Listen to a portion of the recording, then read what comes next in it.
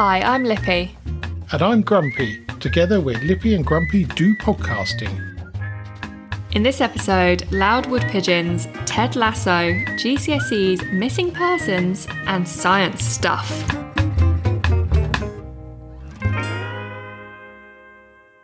Now, Lippy. Hello. When I edited last week's episode, there was quite a lot of noise in the background. A wood pigeon, for one. And I had the window open, so there was all sorts of noise going on. Oh, no. But the wood pigeon has become a feature of Zoom calls that I've been in.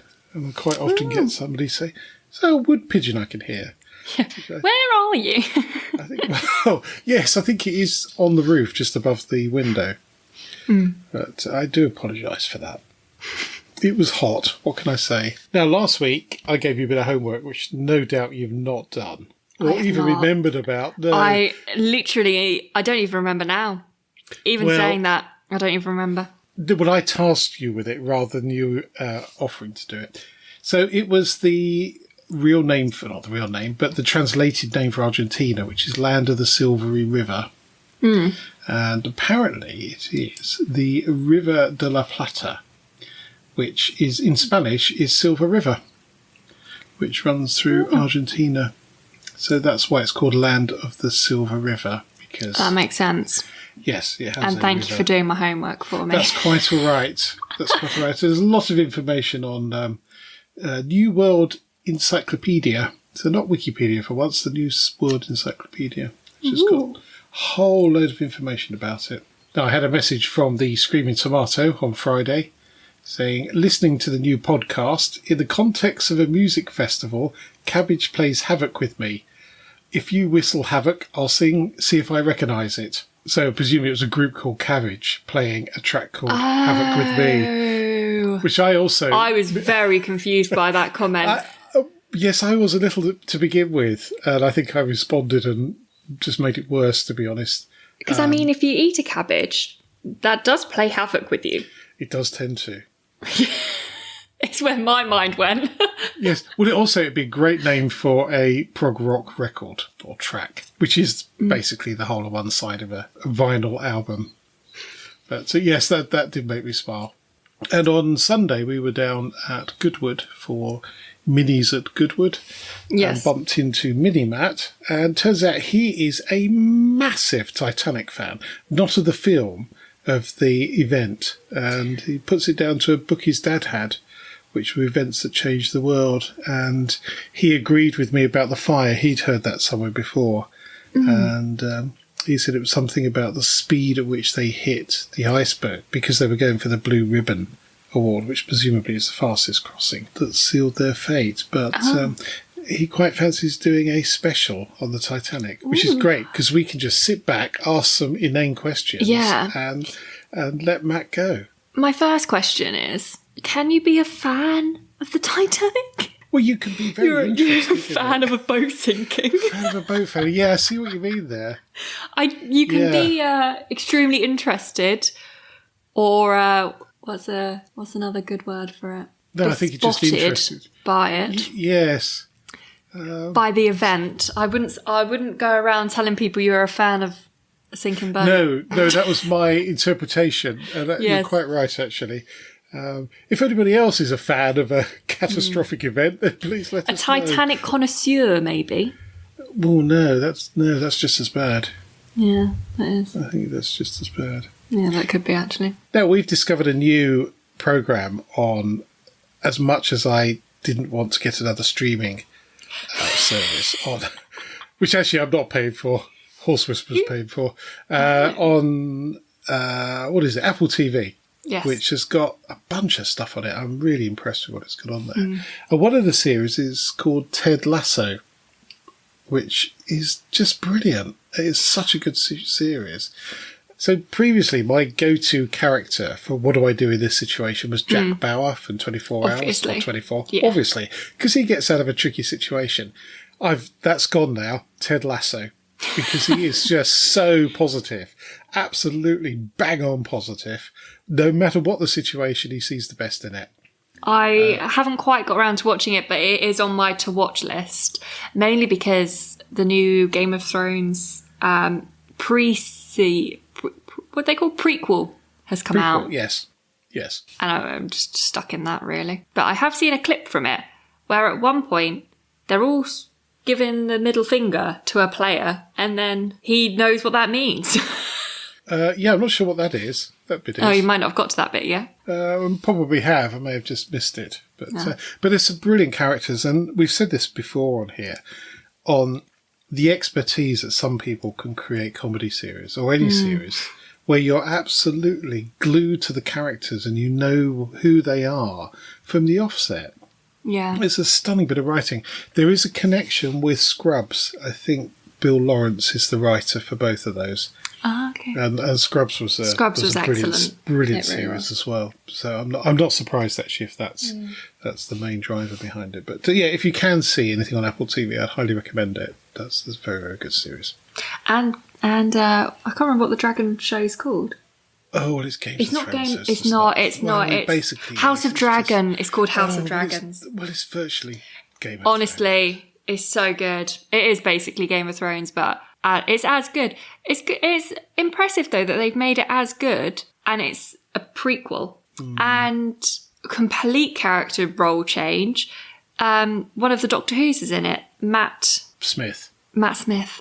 Yes, I had this conversation with a horse whisperer. I've seen she's been watching Game of Thrones. Yeah. He's incredible in it, though. If not slightly high-pitched voiced. Oh, okay. Doesn't quite match some of the lines, but it's quite good. I like it.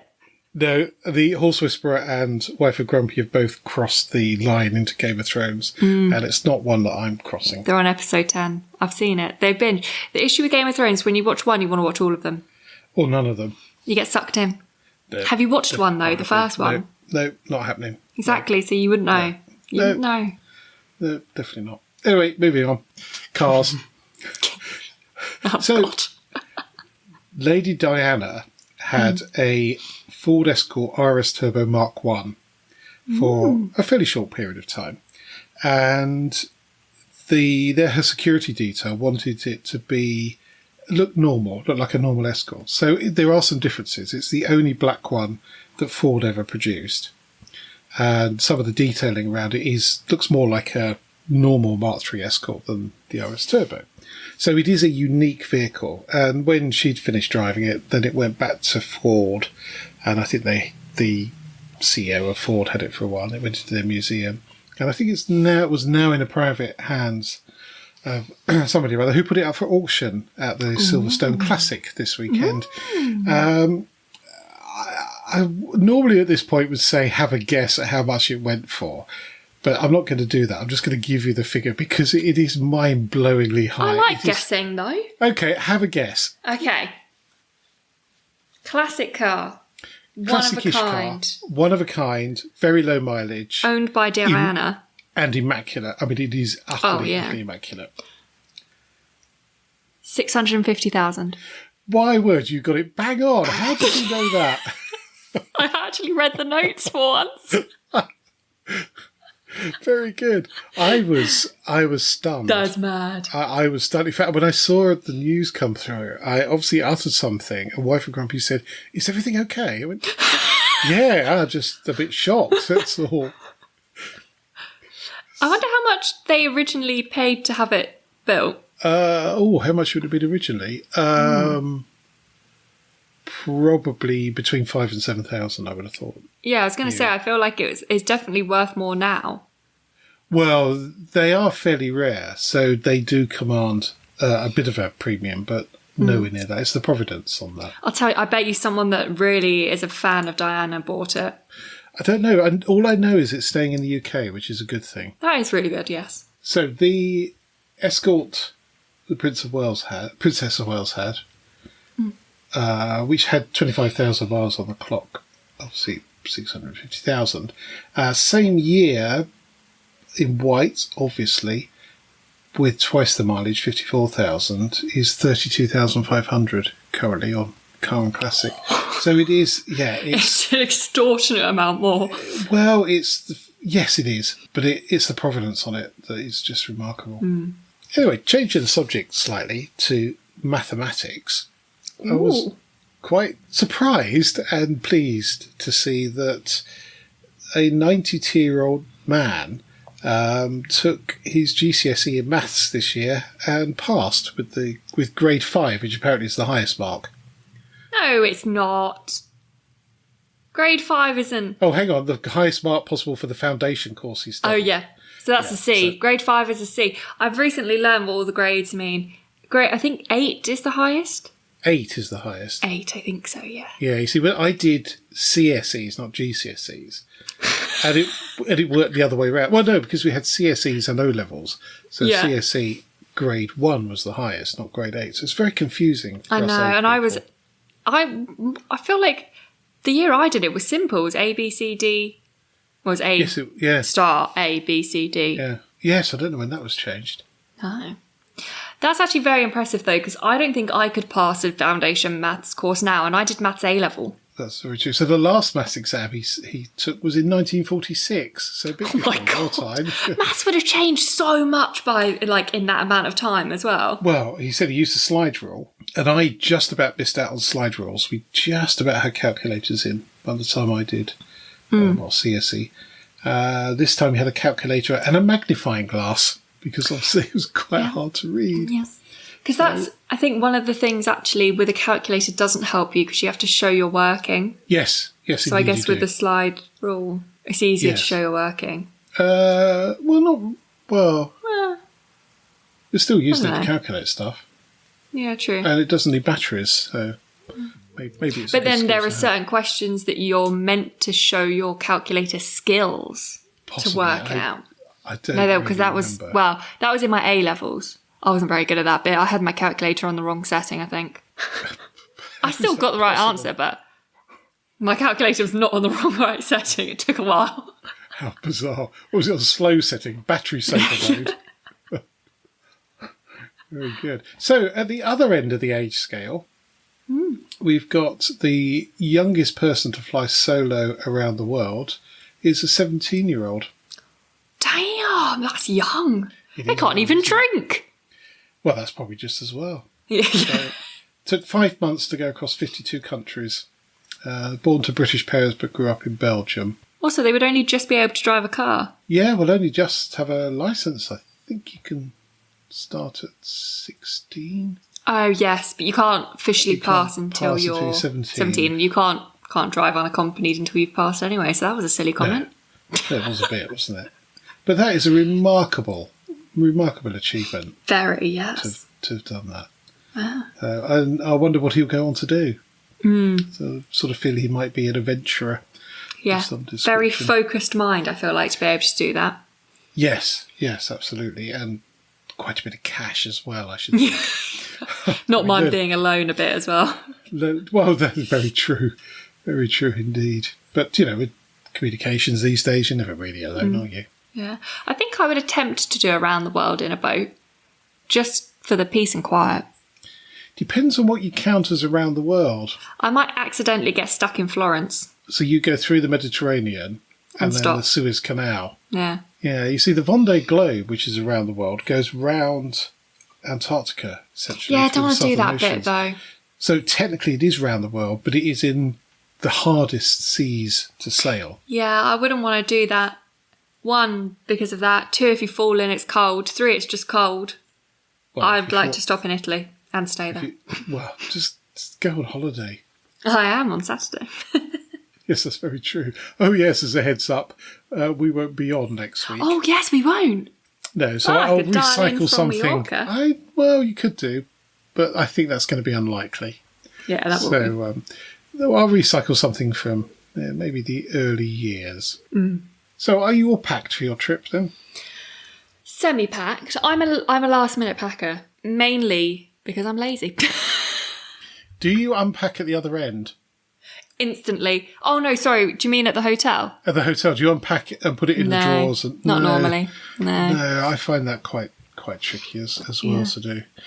So for those of you that have followed our, ups and downs over the last 9 months, we were due to go skiing in April. And wife of Grumpy mislaid her passports and the horse whisperers. Yes. That she'd just renewed. So some of us could have gone, but then the duck boy, the duck boy, injured his knee at a football very match stupidly the week before, and I wasn't feeling particularly well. So actually, it was probably quite a good thing we didn't do. So you managed to rearrange your flights for the three of you to go to for £0. For £0, and the horse whisperer obviously then had to replace the lost passport, which is a bit of a fiasco. And it was a little bit touch and go because it should be 10 weeks, but not everybody was getting theirs with 10 weeks. So we're very pleased. And she was a couple of days off 10 weeks. Yes, it was. It was very close to the 10 weeks. But fortunately, her passport has arrived, and Wife of Grumpy is not allowed to touch passport ever again. No, but then we have had another drama since. Ooh. And I'm going to mildly mention the C word, but only slightly. Oh, okay, that's right. In that I was with some friends having a lovely afternoon lunch with some wine, as you do. And one of them is going to Spain as well, and said she had seen they were checking COVID passes. And I was like, oh, fine, yeah, that's like, I was going to download mine anyway, it's fine. And she was like, no, because there's like a certain amount of days on it now. And I was like, well, what do you mean? She was like, oh, I don't know. So I looked it up myself. I thought, I'll have a little looky. I had a look. You have to have been vaccinated within 270 days of arrival in Spain. Okay. And because I was very lucky, I was working for the NHS at the start of COVID, so I got my vaccine super early, which means it's been over 270 days since I've had my vaccine. So now technically I'm classed as unvaccinated. Oh. So does that mean next year you have to have another booster? Yes. Or go down the route that you're about to go down? Or go down the route that I'm about to go down, yeah. So if you're boosted, there were personal reasons why I didn't get boosted at the time. If you're boosted, you're fine for Spain. If you're boosted, there's no like end date.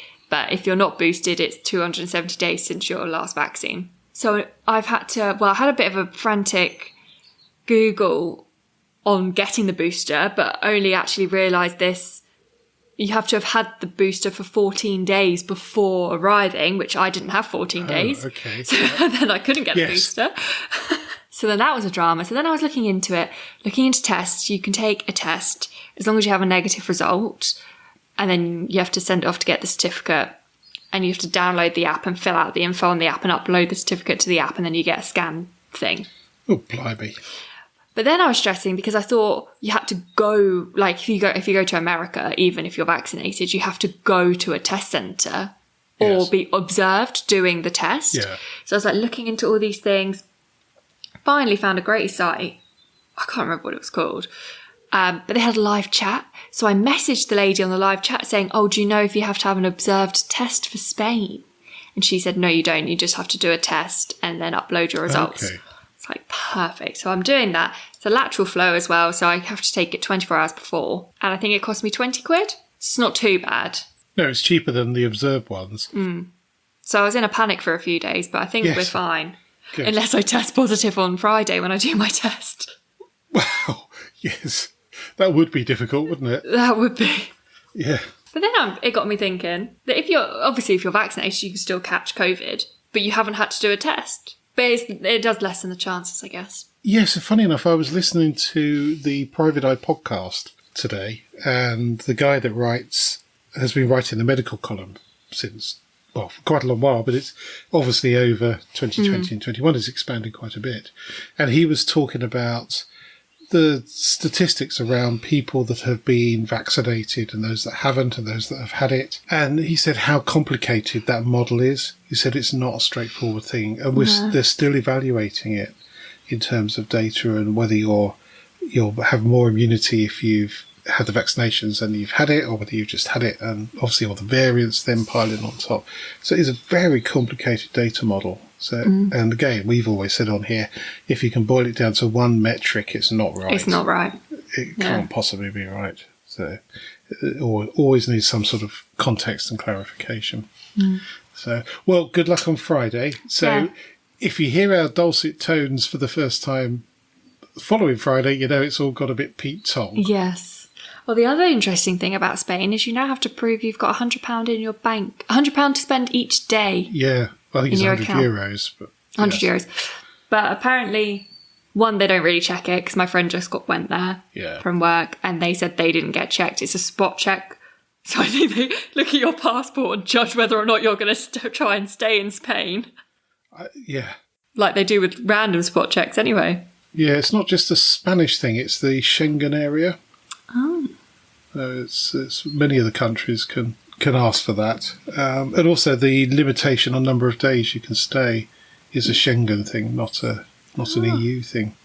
Interesting. Yes, it is all a bit confusing, really. It is. But it has reminded me, actually, like, I don't know if it's got anything to do with the European Union or not, but I'm so used to travelling without checking what I need to get into a country. Yeah. And just kind of, especially within, like, Europe, just going, because, like, France, just show your passport, you get in.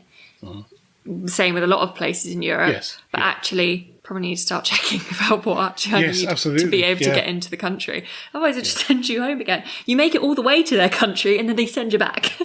Well, the thing is that we weren't, before we weren't in the EU, when we were in the EU, we were outside the Schengen area. So that would have still applied. Mad. Yes, it is. Yeah. It is all a bit bonkers. Whether or not being a member of the EU trumped that. So if you were a member of the EU, then the Schengen area thing didn't really apply. But I did also read you can just show a credit card, which most adults have. Well, and that proves you can spend. Well, it doesn't prove anything because it could be maxed out. But it is a bit. Here's my full credit card. I can definitely spend €100 a day on it. Yeah, there's. Well, presumably some ne'er-do-wells try to get in without any money, and that's how they restrict it. Yeah. Anyway, moving slightly outside of the EU into Turkey, I came across a newspaper clipping. A drunk Turkish man spent hours helping a search party look for a missing person before realising he was the missing person. So he'd been drinking in friends when he wandered off into the woods. His wife was unable to contact him, so she and his friends called the police. In the woods, Mutlu came across a search party and joined them. It was only when one of the rescuers shouted his name and he responded, "I'm here," that he realised they were looking for him. Do you know what just played out in my head as well? It's literally like him like joining and then being like, "Oh, what are we doing then?" It's like, "Oh, we're looking for this dude." "Oh, that's me." Yeah, it's exactly that. It is exactly that. And I wonder how often that happens. I'm sure probably more than we'd like to admit. I'm sure I've heard that story somewhere else. Also the plot of many a TV programme. So again, in my travels around the internet, I came across a post on Reddit. What is the best job quitting story you can tell? And apparently this did go viral at the time. This is, I think, quite old. So it starts off, I had to lay off my entire staff and myself within 8 hours' notice. I was a contract project manager on a government project, office-type work. At our periodic review on a Thursday, the government announced they would not be renewing our contract, and our last day was the next day. I brought everyone into the conference room first thing the next day. Let everyone know they were out of a job and that today was everyone's last day. I had everyone email me their CVs and we went over everyone's on the conference room projector and then updated them over the course of the day. I then printed out reference sheets for everybody and then we spent the remainder of the day writing letters of recommendation for each other. I ordered everyone pizza and bought everyone a round of drinks at the bar next door. Most folks had a job by the end of the next week. That is a spectacular leader. Yeah, that is. Instead of just sulking about the fact that you've been let go. Well, or just saying, "Oh, we're all gone, so see you later." Yeah, see you later. It actually put something into place, and that is inspirational. That is what Ted Lasso would do. That is what Ted Lasso would do. That is what. So, if you're faced with that problem, what would Ted Lasso do? Exactly that. Yeah. Obviously, his is scripted and played out in front of writers and what have you, but that's what he would do. Perfect. So for some reason, I seem to be getting a lot of posts on Facebook about physics, which... About physics? Yeah, well, I think the problem is you look at one and they go, nerd alert, and then start giving you more and more and more. And sometimes they're quite interesting. The spacey one's quite interesting. But this one, I don't understand at all, but I'm going to read out the headline. We are on the verge of discovering fifth dimension, and it will change everything we know about physics. Wait, what's the fourth dimension? Time. Cool. So there is a fifth dimension they think they're about to find, and it's not only going to change physics, everybody's just going to go around with their heads on fire. Because they don't understand. Just don't understand. No. I mean, I read this several times and go, I don't understand this. I cannot put it into simple words. But obviously there's something quite big happening in the physics world, which is unusual. It is a slow-moving field. What could it be? The fifth dimension? I can't answer your question, to be honest. I've just reread this article. It has to do with string theory, which is sort of a stopgap, as far as I understand, to explain certain phenomenon that scientists can't grasp at the moment. And there's also this thing of dark matter, yes, which again is something that we know is there, but we can't quite put our finger on it. And apparently the vast fifth dimension may also explain the presence of dark matter. So it's some sort of force within the universe. There's the film, I think I mentioned it last week, Interstellar. Yes. Because they find a fifth dimension, and it's love. Yeah, you do realise that is not a documentary. No, I know, but imagine if they turned around and they were like, it's connection between people is the fifth dimension. In which case, what would Ted Lasso do? Because he is all about the love. Don't know. Maybe he is the fifth dimension. Maybe. Ted Lasso is the fifth dimension. Anyway, another remarkable invention or discovery is the magnet-free electric motor. Magnet-free electric motor? So at the moment, motors have magnets in and these brushes and stuff. And, the motors aren't changed for centuries, really.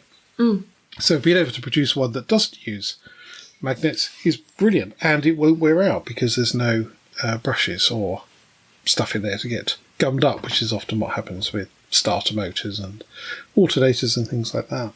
So it's a German company called Marl, which are very well known for their filters and other car stuff. And this could be, it's cheaper to make, and electric cars aren't particularly cheap to buy. So maybe it's a step in that direction. That would be helpful. So it would. Because I would like a new car soon. Would you now? Not that soon. My car's just had a clean. It's looking lovely. It looks brand new, to be honest with you.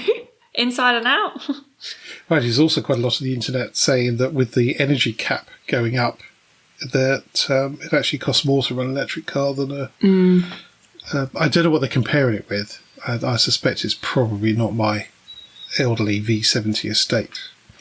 Yes. It's not the most fuel-efficient car in the world. If it's more expensive than some of these sort of 60, 70 miles per gallon cars, then it's quite an interesting decision. Now, last on the scientific posts for this week, I will try and rid myself of this, getting them for the next episode of Lippy and Grumpy. And this goes back to dark matter again, that scientists have said the human brain has odd similarities to the entire universe. And again, it's not one that I fully understand, but it did make a bit more sense. And it looked at compared galaxies and neurons in the brain as they arranged themselves like long strings, beads on long strings. So what they're saying is that we're currently in someone's brain, and in everyone's brain there's a solar system with a planet. That's a possibility. That is because sometimes I make up weird stories in my head. Well, that could be the people in my brain living.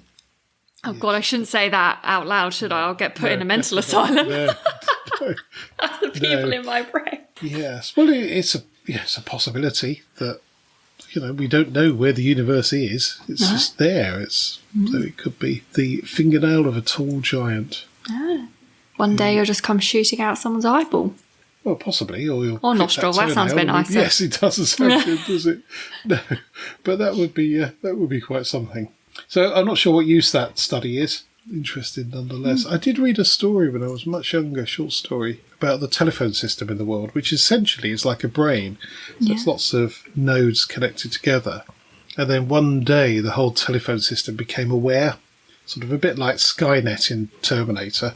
Oh. And yes, all the telephones rang in the world, and then it from that point onwards it had gained some sort of intelligence. Creepy. Which, yeah, but I mean, really good story. I mean, obviously complete fake. It didn't happen. Yeah, it's not going to Well, happen. it hasn't happened yet. Hasn't happened yet, pal. So, do you have a top tip for this? I do. Yes. Is it a holiday related one? It's actually not, no. Oh, I might have one after the holiday that's holiday related. It's nuisance related. Ah. It's caused me a nuisance. Oh dear. I don't know if anyone knows this, so I'm getting married. We had heard. I think I might have done this as a top tip before, actually. Now I'm thinking about it. Oh no. Are you recycling them? I'm recycling, but do you know why I'm recycling, Dad? Grumpy. Because it's made me grumpy, right? Okay. My RSVPs are no. due back on Thursday. It's only Tuesday. Thursday! And I'm still missing like 15 people. And I'm stressed. Well, I'm stressed. So I've messaged them all saying, I'm assuming you're not coming to the wedding because you haven't RSVP'd and it's back on Thursday. No, Wife of Grumpy's done that. Then what? RSVP. No, not you. That's what I've said to people. Like, you're obviously coming. Well, I did wonder for a while. No, not you. Sorry, that was very aggressive the way I said that, but it wasn't aimed at you. I was quite scared. That's how I've been asking people because it's been stressing me out. Like, Why did you leave it so long? Well, because I thought, do you know what? We've got ages before the wedding. Like, let's give people some time. But in hindsight, when we sent them, it was over a year away. Actually, I think it might have just been under a year away. Anyway, a whole year. If you're busy in a year's time, one, I'm shocked. Two, it's probably another wedding. But like, just check your diary, put it in your diary and reply as soon as you get the invite. What's the point of waiting? I don't know. Exactly. I don't understand that because I like to deal with things whilst it's in my hands, so to speak. Yeah. So I've chased some people, most of whom have now replied, I think, from my side. I've chased Mother to chase people. Well, you've been doing that for a while, complaining that people hadn't sent. Yeah.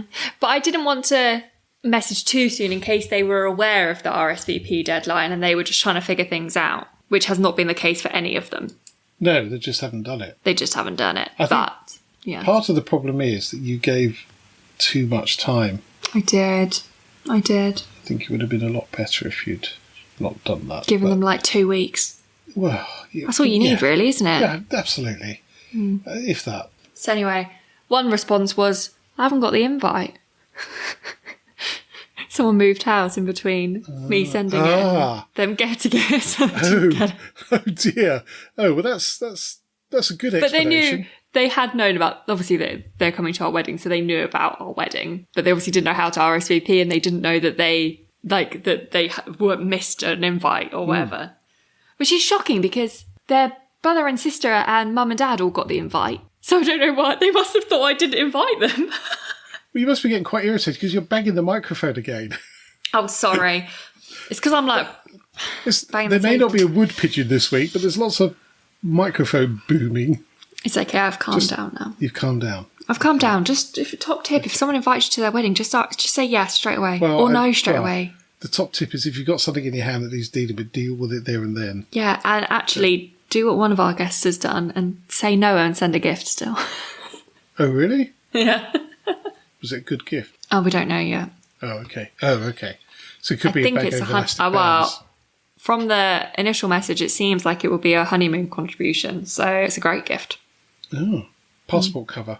That would actually be hilarious. Well, for this week, I've got a fun fact. And where did that saying come from? Wrapped up in one. Ooh. Yeah, so it's about the abbreviation OK. Oh, God, okay.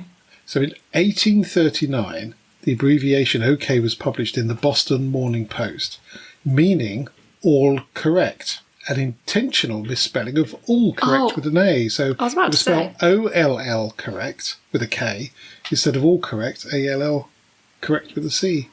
And one of the most commonly used terms was born. And it'd be actually interesting if it was AC instead of OK? Could divers do it with their hands?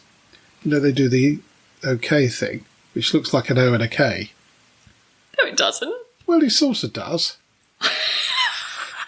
Does it? Well, it does a bit, doesn't it?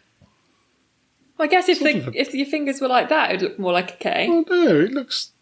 If you listen to this, then we do have a video link with some very bizarre hand gestures, and the tongues come out as well. That's an OK, because I was concentrating. Look at that. That's a K. That's more like a rabbit.